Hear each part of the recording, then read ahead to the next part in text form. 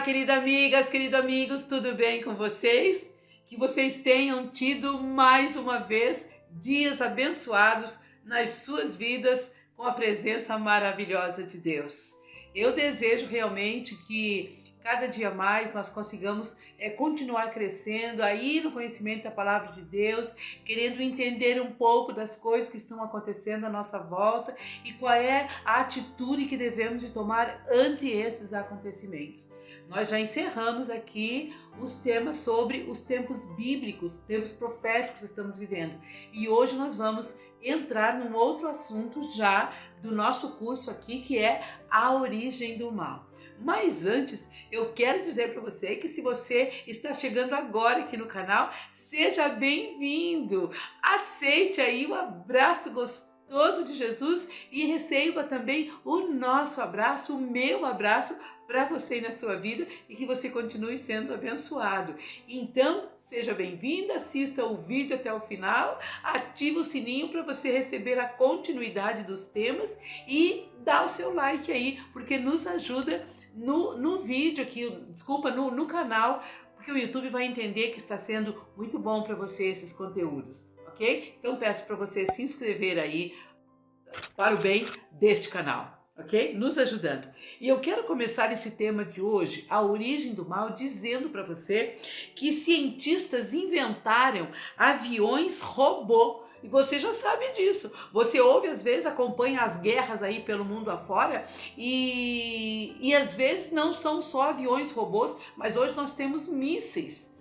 As grandes nações desenvolveram esses armamentos bélicos e mísseis são direcionados. Eles sozinhos procuram o alvo e quando encontram, explodem ali no local. E eles são capazes, esses aviões robôs, esses mísseis, são capazes de funcionar-se elevando-se, voando, realizando uma série de manobras, jogando bombas, caso sejam aviões, ou os mísseis procurando os seus alvos para explodir, e eles voltam para sua base, também no caso dos aviões, aparentemente sem dano algum.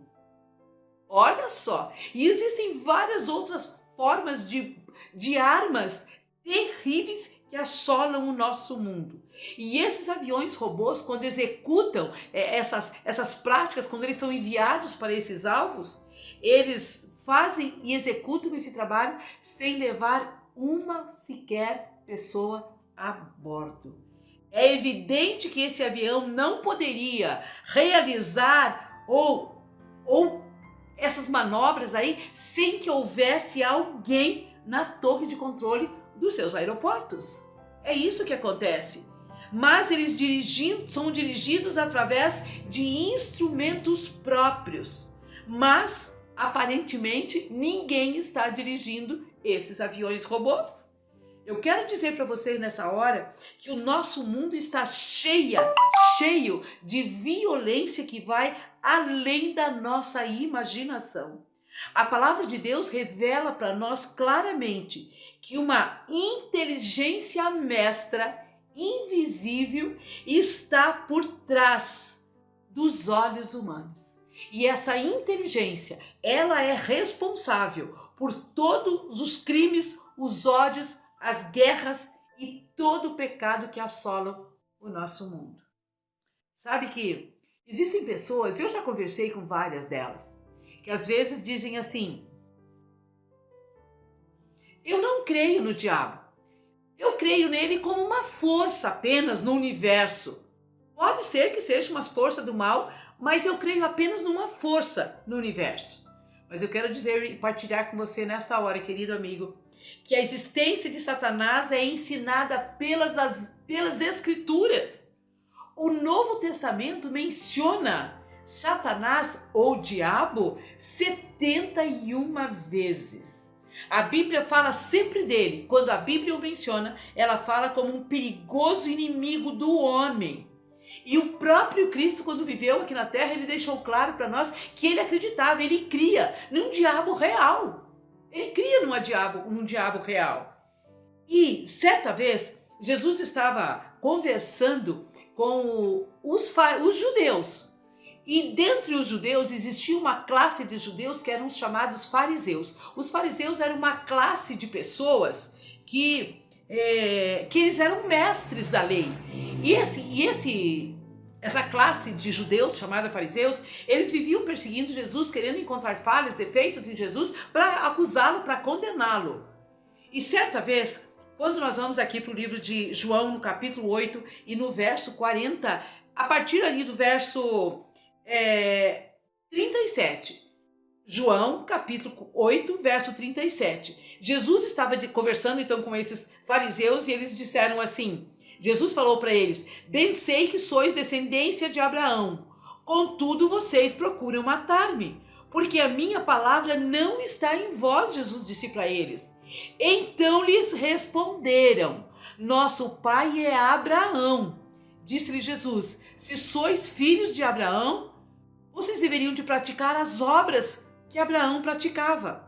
Mas agora vocês estão procurando matar-me, a mim que vos tenho falado a verdade, que ouvi de Deus. Assim não procedeu Abraão. E agora quando você vai para o verso 44, Jesus na sequência vai falar 2 capítulos aí, o 42, o 43 ainda, um pouquinho, mas aí no verso 44, Jesus refuta com eles e diz assim, vocês são do diabo, e ele é o vosso pai, e quereis satisfazer-lhe os desejos, porque ele foi homicida desde o princípio e jamais se firmou na verdade, porque nele não há verdade. Quando ele profere mentira, ele fala do que ele é próprio, porque ele é mentiroso e pai da mentira. Então todo o mal, todo o pecado, toda a guerra, toda a tragédia, todo o sofrimento, toda a morte tem o início na existência de Satanás ou diabo. Mas agora eu lhe pergunto, você mente? Você usa às vezes de engano com alguém? Me perdoe lhe fazer essa pergunta, mas eu quero apenas lhe chamar a atenção que quando nós usamos da mentira na nossa vida, nos nossos relacionamentos, nós estamos nos identificando com Satanás, porque essa mentira brotou no coração dele. Mas agora outra pergunta, de onde veio Satanás? Da onde que veio, da onde que existiu essa praga, essa coisa ruim, esse ser que só causa sofrimento, sofrimento, sofrimento e morte? E agora eu quero que você abra a Bíblia aí no livro de Lucas, capítulo 10, verso 18. E aí o próprio Cristo está dizendo, eu via Satanás caindo do céu como um relâmpago. Então, da onde veio Satanás? E eu quero dizer para você que, por estranho que pareça, Satanás veio do céu. É isso mesmo, Satanás veio do céu.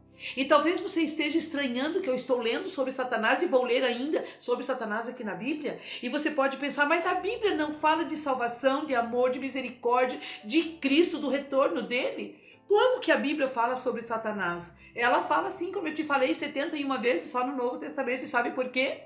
Porque Deus quer que nós conheçamos o inimigo e conheçamos as estratégias que ele usa. Eu preciso conhecer o inimigo e as estratégias, porque senão eu não saberei me proteger contra ele. Saber quando é ele que está me enredando, tentando me enganar e me conduzir para o lado dele. É por isso que a Bíblia nos fala sobre ele e as estratégias e o engano que ele usa fortemente para nos seduzir. Então já descobrimos que ele veio do céu. E agora eu quero abrir a Bíblia com você no livro de Ezequiel, capítulo 28. Vamos ali então no livro do Novo Testamento. E aí então nós podemos ler o seguinte, capítulo 28 e agora no verso 15.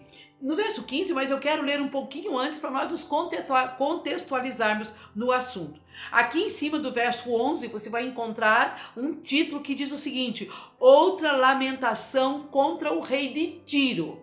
Mas eu vou te explicar sobre Satanás, diabo. Por que aqui está falando sobre rei de Tiro? Porque existem alguns versos na Bíblia que eles têm dupla aplicação. No início aqui, ele começa, o profeta Ezequiel, falando do rei de Tiro. E esse rei de Tiro, que era um rei do Antigo Testamento, ele era um rei que não andou em retidão diante de Deus. Ele era um rei muito mau, digamos assim. sem retidão nenhuma diante de Deus. Então aqui o profeta Ezequiel toma o rei de Tiro como um simbolismo, uma representação de Satanás pela maldade que existe em Satanás. O rei de Tiro foi identificado com ele. Mas se você prestar atenção, mesmo quando às vezes ele fala no início sobre o rei de Tiro, depois vai falar um pouquinho também na sequência dos textos, mas ele fala sobre Satanás e ele diz aqui, olha, capítulo 28, verso 11, veio a mim a palavra do Senhor dizendo, filho do homem, levanta uma lamentação contra o rei de Tiro e diz-lhe, assim diz o Senhor Deus, tu és o sinete da perfeição, cheio de sabedoria e de formosura. Estavas no Éden, jardim de Deus, e de todas as pedras preciosas te cobrias. O sárdio, o topázio, o diamante, o berilo, o ônix, o jaspe, a safira, o carbúnculo e a esmeralda. De ouro se te fizeram os engastes e os ornamentos no dia em que fostes criados, foram eles preparados. Eu li aí então verso 11, 12 e 13. Olha o que vi, diz o verso 14. Tu eras querubim da guarda ungido e te estabeleci. Permanecias no monte santo de Deus e no brilho das pedras andava. Eu quero dizer para você que este anjo aqui, esse querubim, ele ocupava o lugar no céu por toda a eternidade, o lugar de assistente de Deus. Então era na eternidade Deus Pai, Deus Filho, Deus Espírito Santo e Lúcifer, lugar de assistente de Deus. E Lúcifer era dotado de formosura. Imagine um ser lindo, magnífico, dotado de sabedoria, uma inteligência descomunal. E ele era dotado de poder. Olha, essa era a vida, a existência de de Lúcifer na eternidade. E eu abro um parênteses para dizer para você que a palavra Lúcifer significa anjo de luz. Muito bem. E agora no verso 16, no verso 15 diz, perfeito eras nos teus caminhos, desde o dia em que fostes criado, até que se achou iniquidade em ti. Queridos amigos, eu quero dizer para você que quando Deus criou os seres celestiais, ele criou anjos, ele criou querubins e ele criou serafins. E depois ele criou os seres humanos aqui na Terra. E quando ele criou todos nós, seres celestiais e seres humanos para habitar aqui na Terra, ele criou todos nós e nos dotou com livre-arbítrio. Então, Lúcifer era dotado de todos esses atributos maravilhosos aqui, mas ele também tinha o livre poder de escolha. Ele poderia fazer o que ele quisesse, o que ele escolhesse. E olha então o que ele escolheu fazer. No verso 17. Elevou-se o teu coração por causa da tua formosura. Corrompeste a tua sabedoria por causa do teu resplendor. Lancei-te por terra, diante dos reis te pus, para que te contemplem. Então o profeta aqui está falando de Lúcifer, ou seja, do diabo, que depois também se tornou o diabo e Satanás, está falando dele no estado de perfeição. Então diz que o verso começa dizendo que elevou-se o seu coração por causa da sua formosura. Ou seja, ele olhou para ele e ele achou que era muito pouco ele ser só assistente de Deus. Com toda aquela beleza, com toda a inteligência, com toda a sabedoria, ele quis ser mais. Ele quis subir e ser mais do que o próprio Deus, ou seja, ele almejou o lugar do próprio Deus. É o verso que vamos ler então aqui na sequência. Mas eu quero falar alguma coisa ainda para vocês sobre a diferença entre anjos, querubins e serafins. Por quê? Porque aqui menciona que Lúcifer era um querubim. Mas eu quero deixar essa curiosidade para o próximo vídeo. Que posição, qual eram os feitos dele do céu na eternidade? E ele era querubim, era serafim, era anjo, e quais são essas diferenças entre seres celestiais? E eu quero te convidar para estar ligadinho aí conosco no próximo vídeo, que nós vamos continuar aprendendo e descobrindo esses mistérios que Deus tem para nós. Então desejo mais uma vez a bênção de Cristo Jesus na sua vida, que Ele o cerque de alegria, de felicidade, das bênçãos do céu, você e toda a sua família. Então fique com o meu abraço e o abraço de Jesus. E até o próximo vídeo, se Deus assim quiser. Tchau, tchau.